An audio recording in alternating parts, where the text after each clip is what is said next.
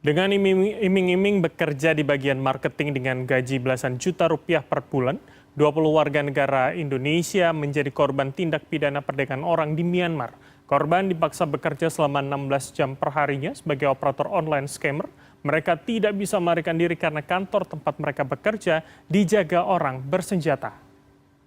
Direktur Tindak Pidana Umum Barreskrim Polri dalam jumpa pers pada Selasa siang mengatakan 2 orang tersangka bernama Andri dan Anita telah ditangkap. Keduanya bertugas mengurus paspor hingga keberangkatan para korban. Tersangka mengiming-imingi para korban dengan pekerjaan bergaji belasan juta rupiah per bulan sebagai operator bagian marketing. Namun korban justru dieksploitasi sebagai operator online scammer dengan target warga Amerika dan Kanada. Korban dipaksa bekerja 16 hingga 18 jam per hari. Mereka tidak dapat melarikan diri lantaran kantor mereka dijaga orang bersenjata. Korban diselundupkan melalui negara Thailand lalu masuk ke Myanmar tanpa visa pekerja. Dan kini ke-20 korban berada di Kedutaan Besar Republik Indonesia Bangkok, Thailand dan sedang menunggu proses untuk bisa segera dipulangkan ke Indonesia. Korban dipekerjakan di perusahaan online scam milik warga negara Cina, kemudian ditempatkan di salah satu tempat tertutup dan dijaga oleh orang-orang bersenjata. Para korban ini bekerja selama dari pukul 20.00 sampai dengan 14.00 selama 16 sampai dengan 18 jam kalau kita hitung. Kemudian gajian kepada para korban tidak pernah diberikan, mereka hanya sekitar menerima sekitar 3 juta, bahkan ada yang belum diberikan gaji.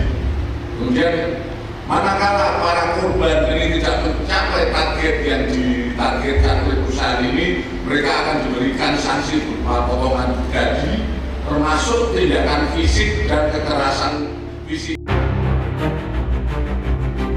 Kalau lu mau hidup, lu harus rekrut orang. Itu yang banyak orang juga tidak tahu. Ada yang terpaksa merekrut demi agar istilahnya mereka tidak disiksa atau kehilangan nyawa lah. Pokoknya semua udah ditanggung oleh perusahaan. Nah itu yang membuat saya tertarik, bukan gaji. Makanya kan orang-orang kan beranggapan pasti karena ini gitu. Kalau jatuh ya dijual ke Myanmar dan kita tuh kerja di perusahaan penipu. Awalnya cuma hukuman militer, lama-lama memang siksaan fisik.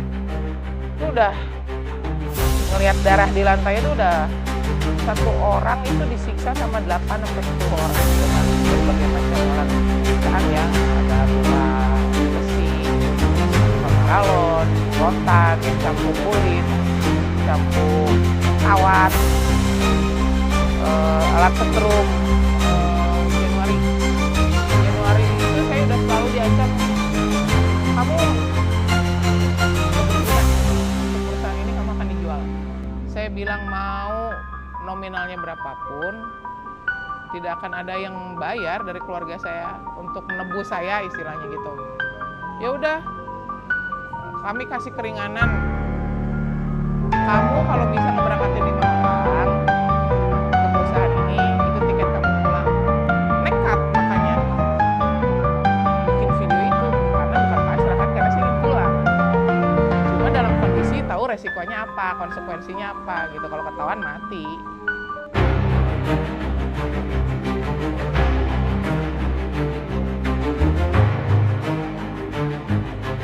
Dibilangnya mau diajak ngobrol lagi, negosiasi, ternyata enggak. Kita dibawa ke salah satu kamar asrama, di situ ya dibilang kalian semua mati hari ini di sini. Terus ditunjukin handphone saya, kamu bikin ini, ya itu video itu.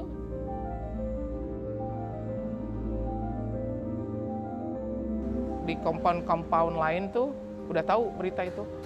Jadi kita semua nggak akan laku dijual ke perusahaan lain pun atau ke compound lain. Makanya yang pertama kali dihajar membabi buta itu saya.